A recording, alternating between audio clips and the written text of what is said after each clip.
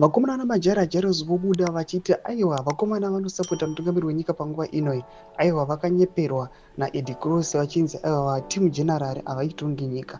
Panguva inoi vobuda vataura mashoko achiti aiwa mafoot soldiers ageneral havasi kuvaziva, ende vakomana now they are now geared kuti anything chikangoda kungoitika vakomana aiwa vanokonzeresa. Zandapinda mashoko atinoona kuti aiwa the very same person akakonzeresa the coup muna 2017 panguva inoi adzoka zvekare. Not for subscribe or like or turn the bell kuti mudabaenda vemajairajiros kudanyora chete.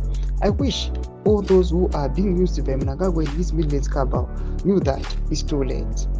You are a few, and President Constantine Chiwenga's voluntary foot soldier are too many and well supported than you think.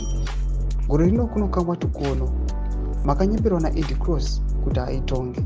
Ndo mashoko anobuda togovana apa namajairajairo vachiti aiwa vakomana vakanyeperana naEddy Cross vachiti aiwa timu general havazomboitonge nyika. Vanouya panapa vachivataurira vachiti aiwa panapa mafoot soldiers ageneral vane sapoti yakatonyanyisa kudarika yenyu, vachiti panguva inoi kana vatori vanhu vakangwara vangadei vatogara pasi vataurirana kana kutorongesa mabhegi vatoronga vatoti varove pasi. Noda kuti panapa tichiona vakomana vana bombshogeza zvekare vachiataka in another dimension. Tikuona kuti vakomana they are now being exposed.